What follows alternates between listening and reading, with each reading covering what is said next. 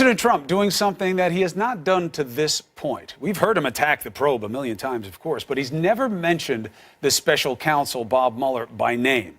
Well, he's doing that now on Twitter. And despite the stepped-up rhetoric, the White House has been trying to cover for the president here, saying that he is not considering or discussing firing Mueller.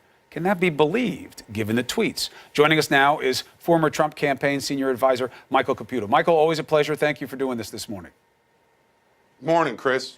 Do you share the words of the redoubtable Senator Lindsey Graham, who said this? The only reason Mr. Mueller could ever be dismissed is for cause. I see no cause when it comes to Mr. Mueller. He needs to be able to do his job independent of any political influence. I pledge to the American people as a Republican to make sure that Mr. Mueller can continue to do his job without any interference. Are you worried that the president is preparing to order the firing of Mueller? It sure looks that way from his tweets. Well, as I said before, if he tried to do that, that would be the beginning of the end of his presidency. Do you agree? Yes, I do. I think, and I also believe that the president is not really seriously considering firing Director Mueller. You know, this is, I think, as usual, the president trying to define the terms of the conversations surrounding this investigation. And also, if you think about it, it's probably also the president trying to kind of devise the parameters of the interview that the director seems to be looking for. You think the president is going to sit down with Bob Mueller? I wouldn't advise it. I hope he doesn't, but I think he looks like he wants to, and that's going to be a situation fraught with peril, but Why? one the president believes he's ready for. Well, I think anybody sitting in front of a special prosecutor stands a chance of a process crime like unintentionally lying. We think of, unintentionally lying. like, you must Martha Stewart. intend to lie by definition.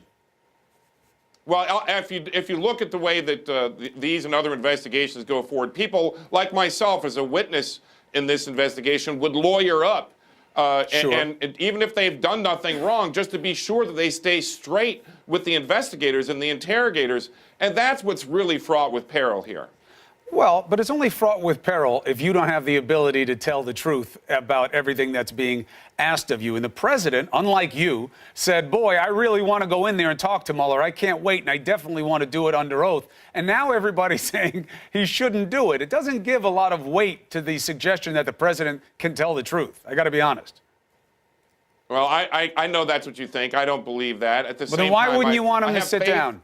Why shouldn't he be able to sit down? I could go sit down with the guy right now about all this stuff. I'd be fine. You know, why can't the president do that if he has nothing to hide, as he says? I didn't want Bill Clinton to sit down. I wouldn't want any sitting president to sit down. You didn't want Bill Clinton to sit down? No, absolutely. I mean, if I were his advisor, I would have told him not to do what he did. Hold on. Yeah, absolutely. You thought that Bill Clinton sitting down and being in front of that grand jury was a bad thing?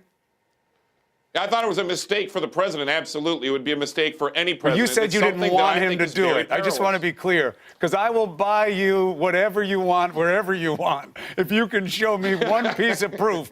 Now, why am I making this point? Because this is all about political motivations here, okay? The people on the right don't want the president to sit down because they think he's going to get tripped up. Now, you hear his own people saying, well, it's a perjury trap. So the special counsel offers up a list of questions to the White House saying these are the kinds of things we want to discuss. That's playing pretty straight. Wouldn't you acknowledge that, Michael? Well, I think, I may disagree with some of my colleagues on this, but I think Mueller has played this pretty straight from the beginning, and I expect him to play it straight until the end. That's why I don't think the president should fire him. I think that at the end of all of this, the president and the rest of his aides and those involved in the White House now, we will prove there was no collusion.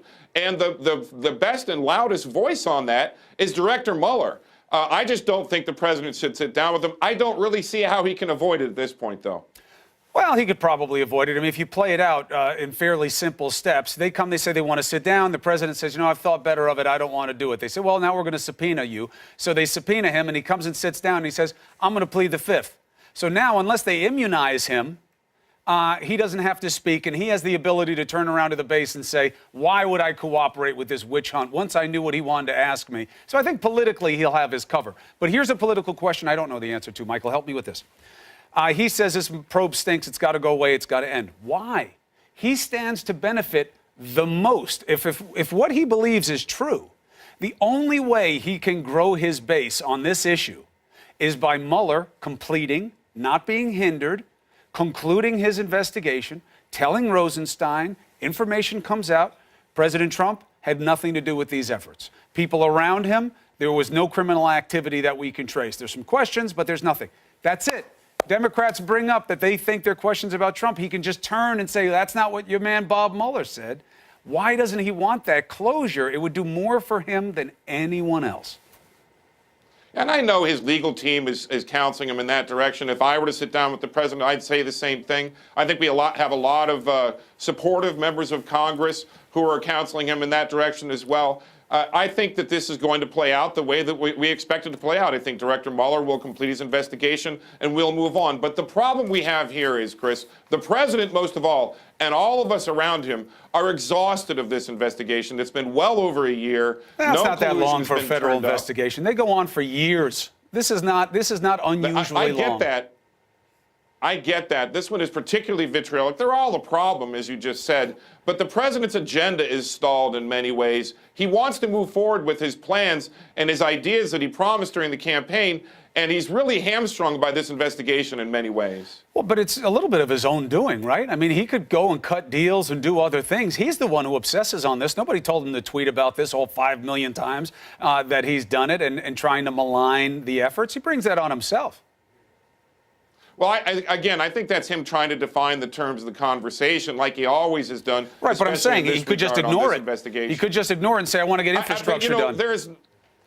That's not the kind of president we have. And by the way, how can he ignore it, Chris, when we've got it on CNN 24/7? Well, most of the time we have it on every single day. Most of the time, across the country, all around the world. Well, first of all, it matters. Russia interfered. We need to know why. It does. We have a White House that ignored that largely, which makes us feel like it's more likely it will happen again. And then we hear from the people who are in charge of stopping it from happening. That'd be the second White House in a row to ignore it. Well, and you know what? The second White House in a row. And you know what? And Obama and that administration made a mistake. They made a political calculation. It was a wrong one. But in their defense, as you know, on just a fact basis, they didn't know what we know now in terms of the depth and the breadth of what it was. But they definitely have some stink on them, no question about it. But it's in the president's lap right now. We'll see what he does with this. And we'll see what he does. We will. Yeah. But there's plenty of him to deal with. Look what's coming this Friday. He's got to figure out how to get a deal done to hold this government open. No reason to be tweeting about this, Michael. You be well. I'll see you again soon, I am sure. Have a great day, Chris. You too, sir.